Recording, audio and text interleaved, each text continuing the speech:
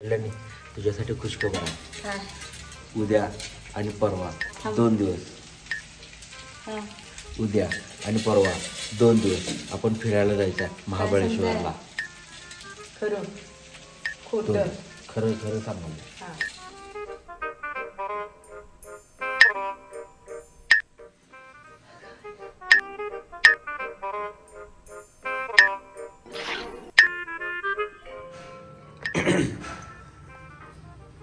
तिलाच फोन लावतो, कसं गावात जात्या बघतो.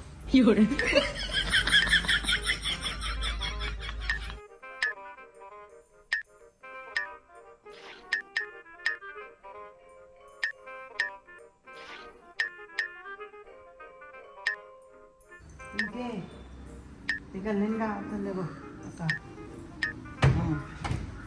मग काय करतेस? ये 2 दिवस राहायला. तू काय?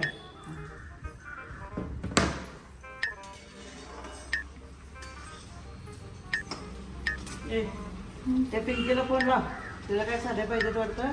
आणि ते धनंजयला सांग ते दुकानातले 25,000 घे म्हणा आणि जावा गावाला 2-3 दिवस मजा करून या जावा. तयार झाल्यात तोपर्यंत दीदींना फोन लावते. तयार झाल्यात तोपर्यंत त्यांना पण जरा गोडी गुलाबीने घेते, म्हणजे 3 दिवस रिकामं फिरायला जायला मस्त मजाच.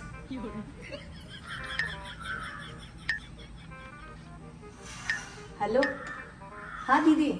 हा मम्मी म्हणाल त्या तुम्हाला साडी हवी आहे.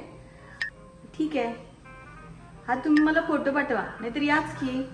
हा घेऊन जावा, आवडती कुठली आहे ती. हा चालते, घेऊन जावा कुठली पाहिजे ती. हा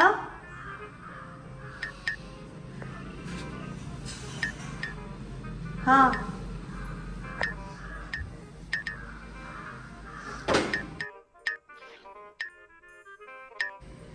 कुणाला बघवलं नाही कुणास ठाऊक.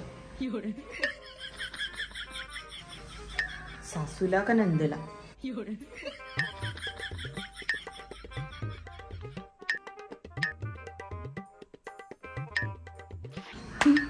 सगळ्यां कदा टपलेल्याच असतात. कुठे जायचं म्हटलं की ह्यांच्या पोटात दुखलं, घेतला लगेच लेकीला बोलून.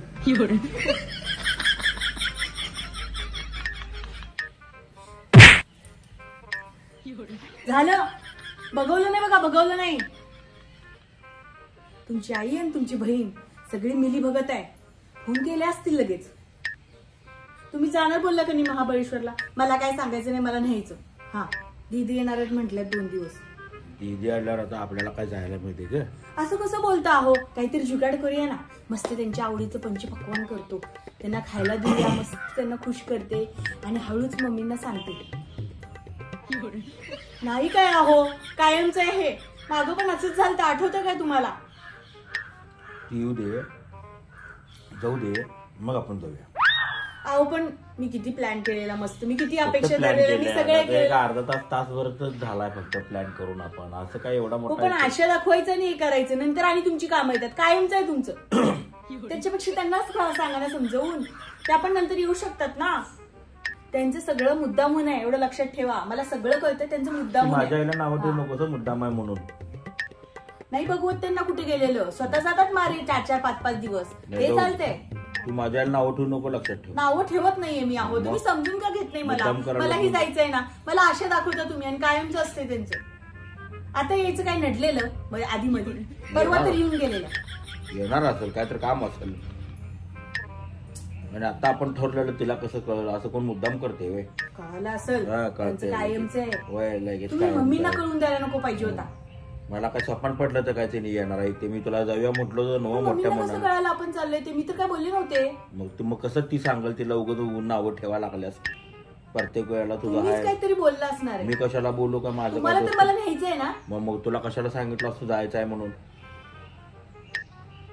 मला तर मिली भगतच वाटते बघा. आधी मध्ये यायचं काय हे नव्हतं. माझं नशीब फुटकं, माझं नशीब खोटं. कायमचेच आहे ह्यांचे. ह्यांच्या मोठ्या मोठ्या कार्यक्रमामध्ये, ह्यांच्या प्लॅनिंग मध्ये कधी फिसकटा पण येत नाही, कधी आडवा पाय येत नाही. हो मीच कुठे जायचं म्हटलं की बरं आडवा पाय येतो.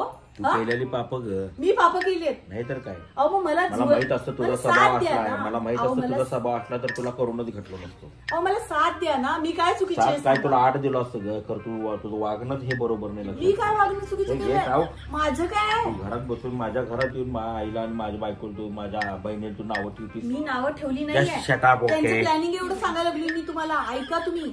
त्यांचं अगोदर ठरलं असेल आपलं नंतर ठरलं असेल. आपण कॅन्सल करायचं तिने पहिला जाणार तू नंतर जायचं नंतर आपण जायचं कॅन्सल. Get out. पण मीच का माघार घ्यायची कायम? मी घेतो.